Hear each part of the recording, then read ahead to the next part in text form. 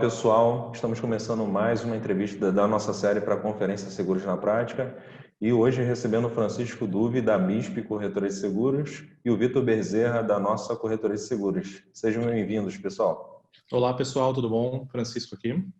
Olá, Vitor aqui. Legal, Vitor. O Vitor e o Francisco aceitaram o nosso convite. A gente vai estar conversando, conhecendo um pouco a operação de cada um deles e é mais uma conversa, não é isso, pessoal? A gente, apesar deles compartilharem uma apresentação, falarem um pouco de como funciona a operação em cada uma das corretoras, a ideia é a gente trocar sempre uma ideia em cada um dos tópicos que eles abordarem, não é isso? Exatamente. Muito obrigado pelo convite, Anderson. Primeira coisa, falo tanto por mim quanto por Vitor. Acho que vale a pena até a gente ressaltar o histórico do que a gente apresentou as nossas apresentações num evento recentemente, mas explicar como a gente se conheceu, acho que é bem interessante, né? A gente estava programado para ir para um congresso fora do Brasil e algumas pessoas devem conhecer o Beto do CQCS, apresentou a gente informalmente. Estávamos no aeroporto e naquele momento a gente percebeu que tínhamos muita afinidade. Quando a gente começou a falar, a gente nunca tinha se visto na vida, e quando a gente começou a falar da operação da corretora e entender que a gente tinha dores muito parecidas, mesmo a corretora deles sendo foco em automóvel e a minha em benefícios RC. E quando isso aconteceu, a gente começou a ter uma amizade, mas isso gerou o insight de ter a palestra, né? Então, não é que a palestra saiu do nada, a palestra saiu de uma conversa no Porto, no Galeão, indo para um congresso fora do Brasil de seguros. Olha só para quem não conhece, você citou aí você citou o Beto, né? Para quem algumas pessoas conhecem ele como Gustavo Doria, não é isso? Sim. E o evento que você estava falando é o de InsurTech, né? Inovação. Legal. Pode continuar. Bom, então eu vou começar com a minha apresentação. Vitor, você quer adicionar alguma coisa? Então, eu acho que só adicionando que a Maria, a esposa do Beta, ela falou no dia lá pra gente, vou falar para vocês fazerem um painel lá no dia do evento. Daí eu falei, mas sobre o quê? Ela falou, sobre esses negócios aí que vocês estão falando de tecnologia de CRM online. Então, assim, realmente foi bem interessante porque foi meio um pouco ao acaso, transformou numa amizade e numa troca de experiência que a gente está até hoje trazendo outros corretores que vão se aproximando da gente para ter essa troca constante. Então é muito legal. Legal, e o resultado dessa amizade aí também está nessa nossa conversa aqui, né? Sim, com certeza, e gerando fruto tanto para cá quanto para lá, porque quando tem alguma coisa mais complicada que eu sei que o Vitor dá conta, eu mando para ele e vice-versa. Então a gente tem compartilhado e somando um ao outro, né? Eu acho que isso é uma das mensagens que a gente tenta passar também na apresentação, que a gente não pode ser excludente, mas sim a gente tem que ser includente e agregar valor à cadeia, não simplesmente sermos nós tentando lutar sozinhos. Então eu vou começar a apresentação, que eu acho que faz total sentido com o que a gente está falando já. Bom, naquele momento, então, nos deram o desafio de apresentar uma palestra que falasse novos corretores são maestros. Então, com base nisso, eu criei o que eu chamo de guia de como se tornar o maestro da corretagem. Se é totalmente verdade ou se tem alguma história aí no meio, vocês vão ter as ideias de vocês, mas eu quis compartilhar um pouquinho da minha experiência como corretor. Hoje eu sou sócio corretor da minha corretora de seguros, né? Então, só me apresentando então um pouquinho, eu sou Francisco Duve, tenho 28 anos de idade, sou formado em publicidade pela SPM, aqui em São Paulo. Trabalhei na IBM Brasil, na GE Healthcare, então eu tive uma experiência totalmente diferente do mundo de seguros, focado em marketing, e eu assumi a MISP Corretora de Seguros, junto da minha mãe e da minha irmã, quando meu pai faleceu em 2015. Eu cheguei, na verdade, a entrar em dezembro de 2015, minha mãe e minha irmã entraram antes na corretora. Só que eu já trabalhei antes na corretora. Na verdade, eu comecei minha carreira dentro da corretora aos 14 anos como aprendiz, fiquei até os 18, e depois disso, quando eu entrei na faculdade, efetivamente eu fui crescendo em outras áreas. Então, eu fui passar realmente para marketing só quando eu atingi a maioridade. E com essa essa morte do meu pai trouxeram muitas dúvidas, né? A primeira, se valia a pena a gente continuar com a corretora, se fazia sentido para a gente, né? Se a gente estava fazendo a coisa certa, se era o melhor para a gente, se era o melhor para os nossos clientes, se era melhor também para o mercado, se existia mercado, como que era assumir esse legado, porque querendo ou não, meu pai também chamava Francisco, né? Ele era Francisco Pastor, eu Francisco Duve Pastor, mas Francisco também, e Pastor também. Inclusive hoje com um mês e meio dele, mas está assumido depois de um tempo. Como que era o mercado, como se comportava, porque por mais que eu tivesse passado dos meus 14 aos meus 18, eu não tinha uma experiência tão grande no mercado de seguros, né? Não tinha nem informação suficiente para entender o que era o mercado de seguros naquela época. E entender o que era bom para o cliente, porque será que porque a gente tinha aquilo na carteira fazia sentido para o cliente ter aquilo?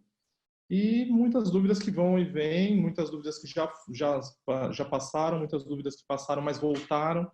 E claro que eu brinco que, primeiro, que a dúvida é crucial, né, para o nosso processo de desenvolvimento, mas a gente sempre vai ter dúvida, então a gente só tem que lidar com elas, né, e tentar controlar a ansiedade. E aí o que eu aprendi na minha vida, na verdade, eu não fiquei só no Brasil, não fiquei só focado no mercado de seguros, mas no mercado de comunicação como um todo. E aí, quando eu assumi a corretora, eu comecei a ter algumas decisões. Por exemplo, ir para o Vale do Silício. Eu fui para o Vale do Silício, fui fazer viagem, fui fazer congresso fora do Brasil, fui fazer congresso dentro do Brasil, fui desde a FENACOR em 2015 em Foz do Iguaçu. Goiás, fui para Las Vegas com o próprio Beto. Então, eu fui tentar montar uma visão de mundo de seguros que eu entendia que fazia sentido. E algumas coisas me chamaram muita atenção.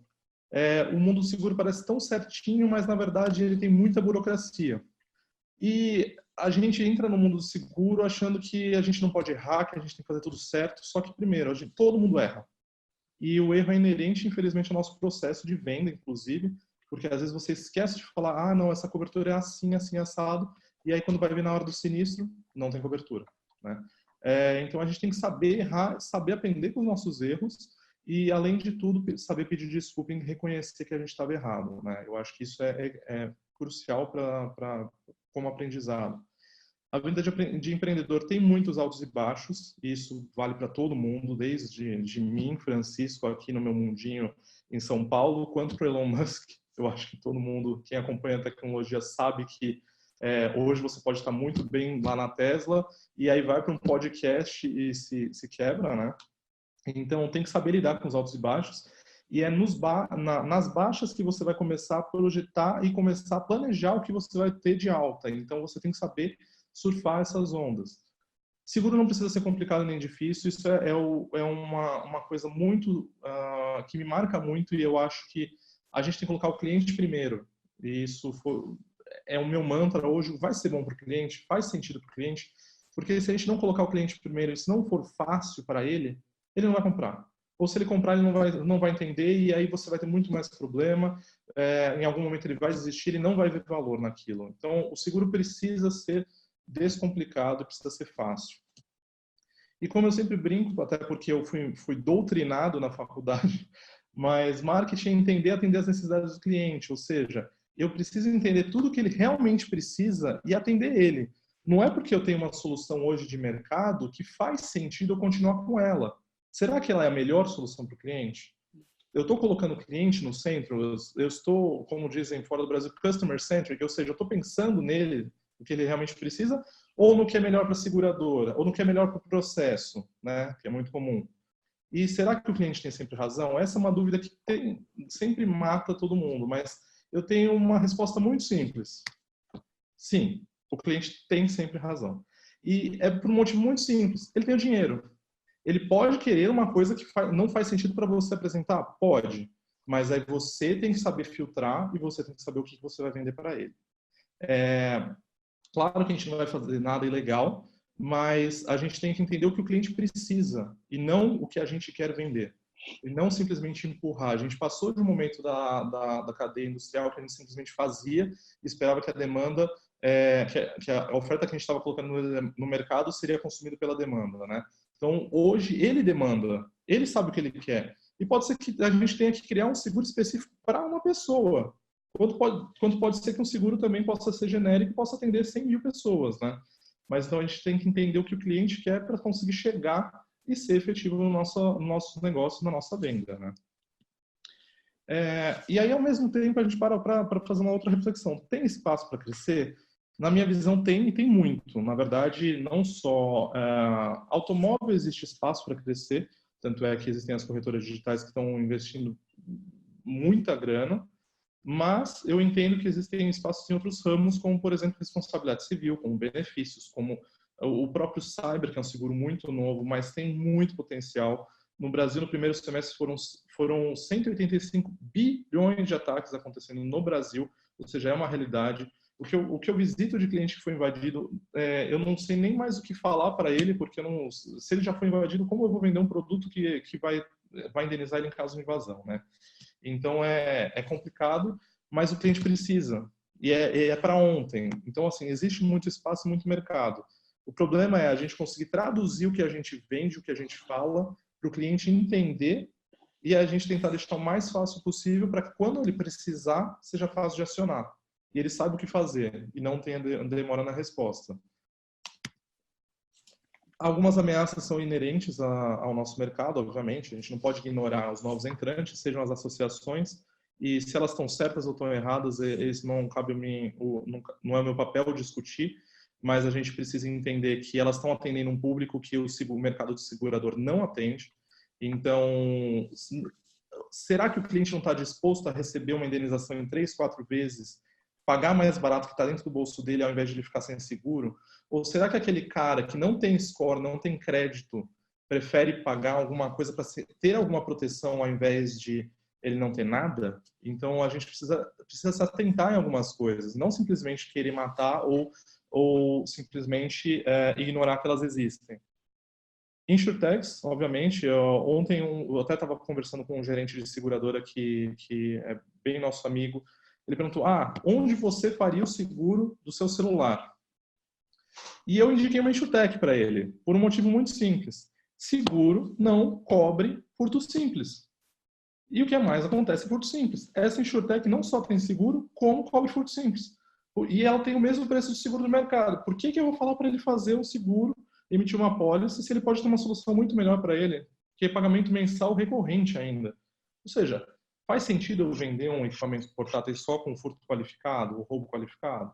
Então, a gente precisa repensar, entender o nosso papel como corretora, não só como corretora, mas como entidades no mercado de seguro, para tentar entregar uma oferta de valor melhor para o cliente. Seguradora digital, todo mundo fala da Use, mas a gente, claro, precisa estar atento e precisa entender onde o mercado que eles estão atuando. Mas, assim, de novo, eu acho que quem é corretor e está trabalhando seguro padrão, dificilmente está perdendo dinheiro para uma Use. Posso estar enganado? Posso, claro, mas são perfis de clientes diferentes que estão sendo trabalhados. E, como eu disse, existe mercado para todos. Então, a pessoa que está comprando Use dificilmente chegou até um corretor. Então, a gente precisa estar, de novo, isso são ameaças, então a gente precisa estar de olho, porque elas podem consumir nosso mercado em algum momento. Mas eu entendo que existe mercado para todo mundo. Uma ameaça importante, a gente ignorar os dados, porque hoje em dia, querendo ou não, a gente tem muitos dados e já linka direto com a LGPD que está embaixo, porque a LGPD vai mudar muito o mercado. Existe algo como a minimização de dados, que a gente, pela LGPD, a gente tem que pegar o mínimo de dados possível que a gente precisa para entregar o trabalho. Ou seja, como isso vai ser visto no seguro? Será que eu preciso de um perfil tão detalhado? Isso vai efetivamente mudar a precificação do seguro ou não?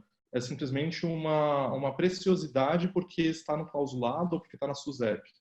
Então, a gente vai precisar rever processos, não simplesmente achar que só a LGPD está entrando e a gente está compliant. Não, a gente talvez não esteja. E a gente precisa entender isso hoje, porque a LGPD entra no que vem.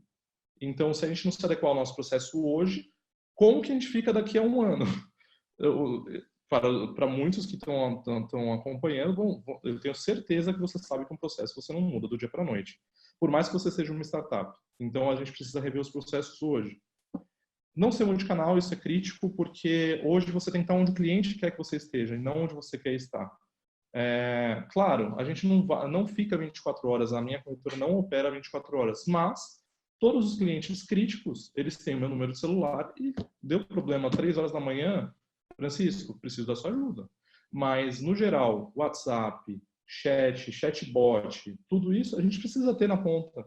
A gente precisa entregar para o cliente várias formas de falar com ele, porque quando ele precisar, ele precisa conseguir chegar para a gente fácil e ter um problema resolvido rápido. E uma ameaça importante também é a miopia de mercado, porque a gente não pode ficar focado, não, estou fazendo alto, estou bem alto, continuo produzindo com comissão de 20, não vou mudar agora. Ok, hoje funciona. Será que daqui a 5 meses vai estar funcionando? Será que daqui a 2 anos isso vai estar rodando bem? Então a gente precisa estar atento a todas as mudanças de mercado e não ser míope, enxergar só o nosso mundinho, nossas forças e fraquezas e conseguir enxergar o macroambiente, né? E, por fim, eu acho que essa é uma ameaça que, para mim, é crítica, é não executar as ideias. Por um motivo muito simples. Ideia boa é a ideia que foi executada e, mesmo que ela não tenha dado certo, ela saiu do papel. Se ela é só uma ideia e ela não saiu do papel, significa que ela não tem valor nenhum. Então, a gente precisa executar as ideias e precisa começar a mudar o nosso processo, a adaptar ao mundo que a gente está vivendo hoje. E eu sei que eu faço isso, eu sei que muita gente está começando a fazer, até a gente foi procurado depois da palestra, e o Vitor também faz isso diariamente. Então, a gente repensa o processo diariamente. E como era corretora em 2015, então, né? Era uma corretora baseada em Excel, como a maioria das corretoras ainda é, e eu entendo muito bem o porquê. Muitos e-mails, muito arquivamento em máquina, então eu simplesmente tinha todas as minhas informações guardadas num HD dentro da corretora. Se alguém roubasse, se tivesse um incêndio, tivesse alguma coisa, já era a corretora. Como aconteceu de roubarem o computador, entraram aqui e roubaram o computador. E aí isso é crítico. E hoje em dia muita gente ainda é assim. Você precisa ir para um modelo digital, onde você simplesmente não tenha dependência física. Existe o que eu chamo de Alzheimer corporativo, que basicamente, se uma pessoa é desligada ou se uma pessoa falta, simplesmente você não sabe nada do que ela estava fazendo. E isso é crítico, porque você perde contato com o cliente, você perde oportunidade. Baixa confiabilidade da estrutura tecnológica, eu tenho certeza que aqui todo mundo tem alguma experiência de tela azul com Windows. Relacionamento muito mais transacional e reativo, ou seja, a gente trabalhava em cima, agora tem a renovação, vamos falar com o cliente, sua renovação acontece daqui a 10 dias, etc. E o site era antigo e não era responsivo, o que é crítico hoje em dia para o Google principalmente, porque se você não tem um site responsivo, o Google te ranqueia lá para baixo. Então você tem que se adaptar, mesmo que você não queira, né? Então, o que eu fiz? Eu comecei a testar. A partir de 2015, eu entrei na corretora, a primeira coisa, vamos colocar um CRM. Vamos tirar o Excel daqui. Não dá para ficar com Excel, porque isso não vai adiantar em nada. Então, eu testei o Bitrix 24, que é um CRM, testei Salesforce, testei HubSpot, testei Quiver, testei Segify, testei o Zorro, testei o Agenda, testei um monte de coisa. E muito mais do que está aí, na verdade. Só que eu queria entender o que podia fazer sentido para a nossa corretora. Porque, como eu disse no começo, o nosso foco não é automóvel. Então, eu tenho uma corretora focada em benefícios, eu preciso de um sistema que consiga enxergar um pouco de benefício, e focado em responsabilidade civil e incêndio. Que se eu pego um sistema de mercado, tem sistema de mercado que eu nem coloquei o nome aí, que é automóvel. E ele está satisfeito com o automóvel. Só que não dá para ser assim. Isso não enquadra no que eu faço, não encaixa na minha corretora. Então, eu fui testando até achar uma solução viável. E o que eu descobri, e o que o Vitor também descobriu ao longo do tempo, é que não existe solução perfeita. A gente estava tendo uma ligação hoje mais cedo, não tem nada que seja perfeito. A gente tem que fazer o máximo possível com o que a gente tem na mão. E tentar integrar tudo isso, porque simplesmente você vai precisar que a informação seja centralizada. Então... Francisco, a gente já conversou sobre isso e é importante falar. Alguém está com problema? Fala lá. E que os CRMs aqui no Brasil são focados muito em processo e não focado no cliente, né? Então, é uma discussão que a gente tem sempre, que a gente usa o mesmo CRM hoje, a gente usa o Quiver, para fazer a gestão toda ali, né? Principalmente, na verdade, é como gestão, não como CRM. Eu uso o mesmo CRM também, o Pipedrive. Que é o Pipedrive, que a gente usa o CRM.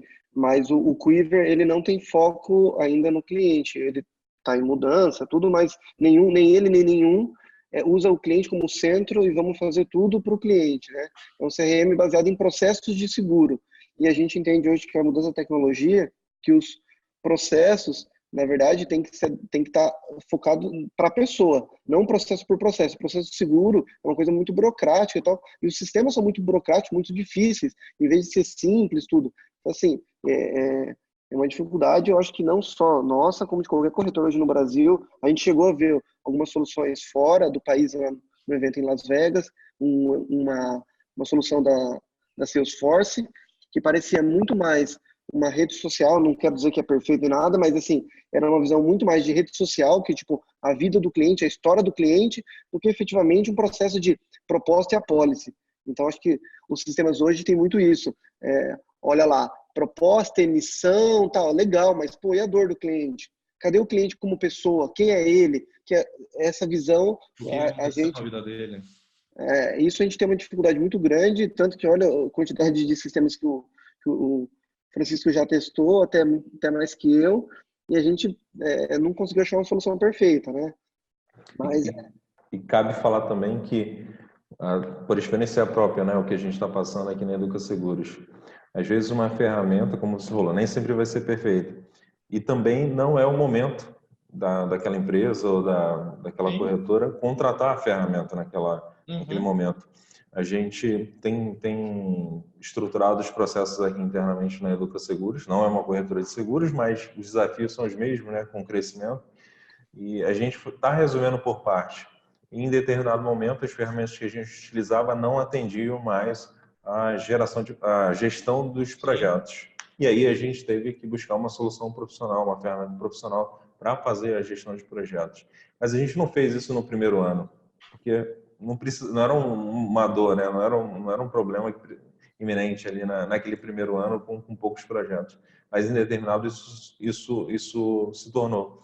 E eu vejo muitas vezes os corretores buscando as mega soluções, né, para um problema que ainda não é o problema dele. Ele está tentando resolver algo que não é alguma coisa que tira a produtividade dele, tanto a produtividade dele, ou que vai fazer com que ele cresça as vendas só porque ele tem aquela solução.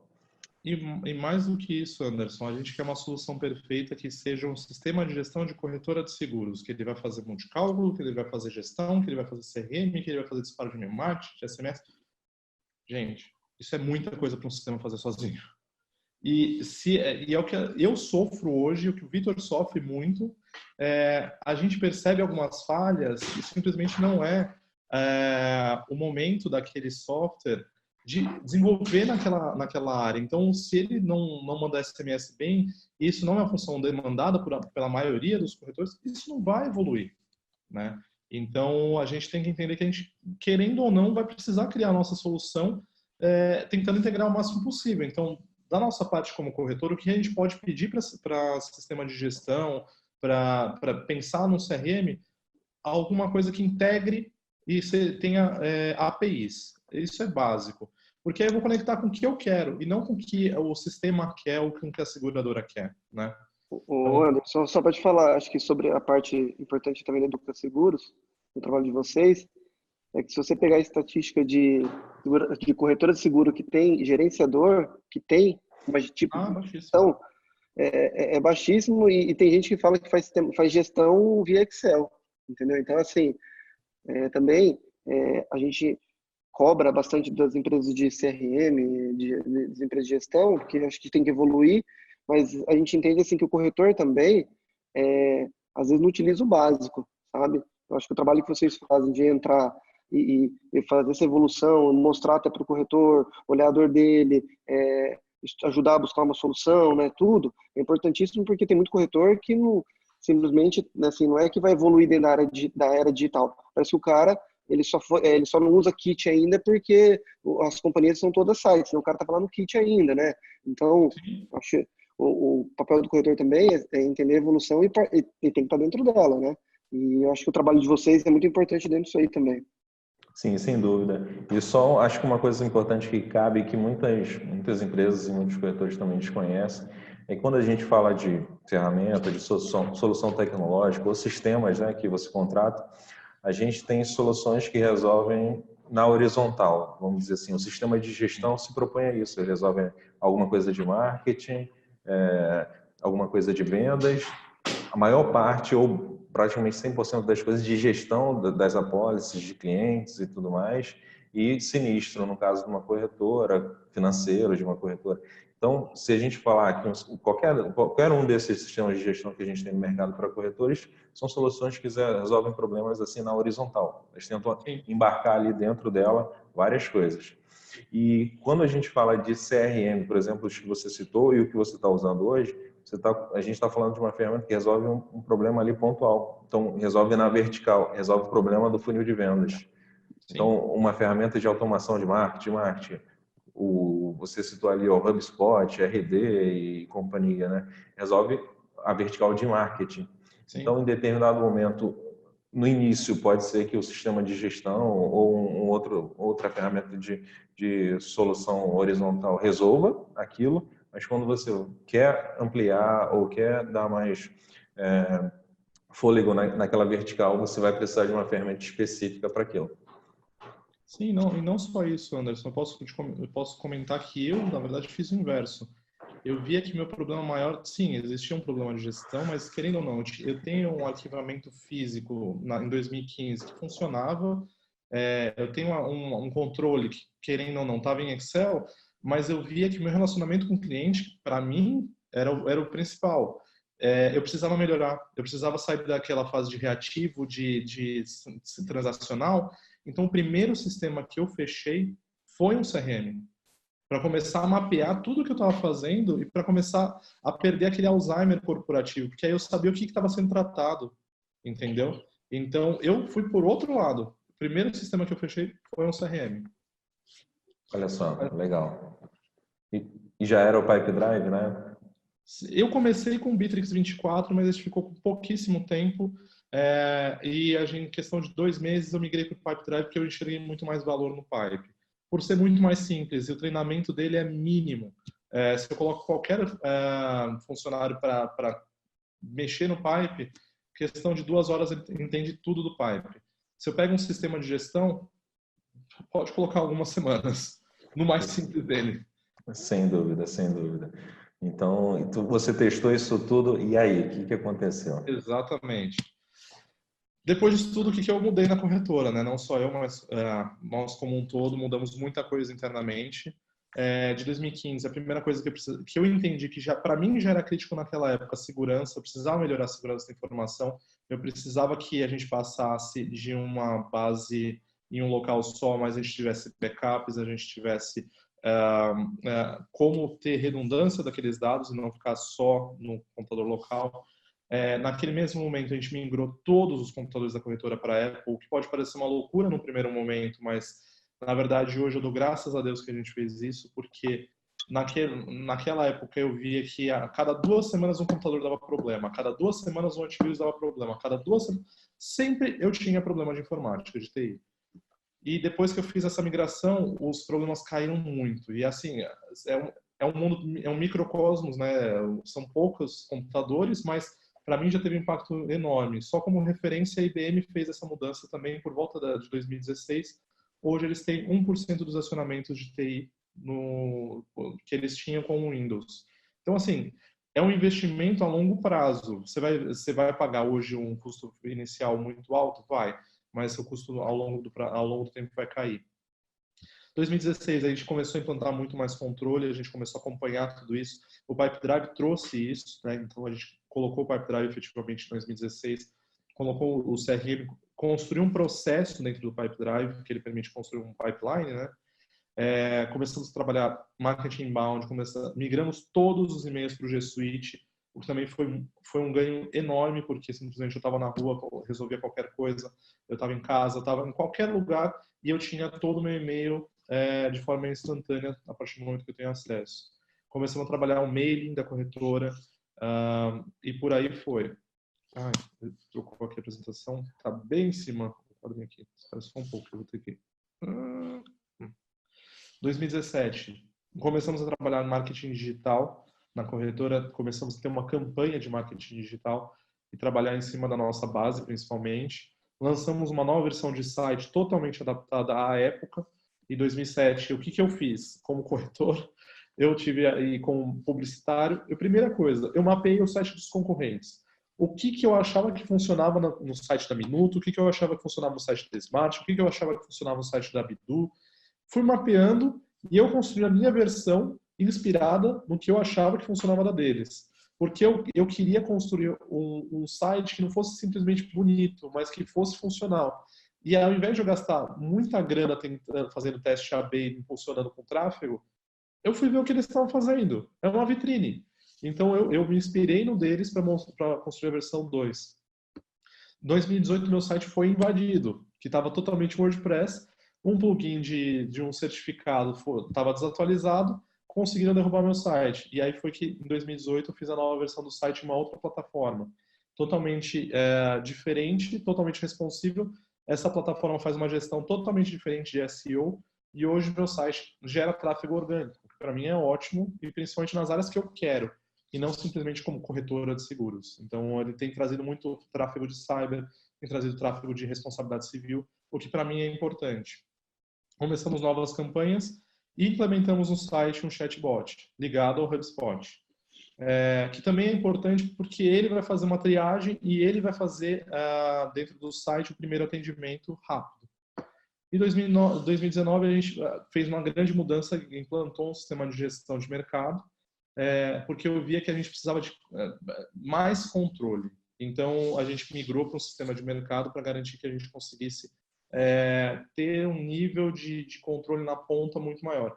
Não que o Pipe não fosse bom o suficiente para a gente naquele momento, mas entendi que para crescer a gente precisava ter controle dos centavos e não simplesmente, esse cliente pagou ou não pagou. E só para entender, Francisco, até esse momento vocês usavam planilha e o Pipedrive?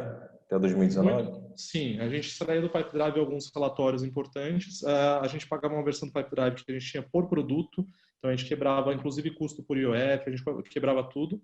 Nosso arquivamento, claro, estava sendo totalmente replicado físico e a gente continua ainda replicando físico, mas a gente tinha toda uma organização dentro do próprio Pipe, com todas as atividades montadas, tudo bonitinho, automatização de início de renovação, automatização de disparo de e-mail marketing.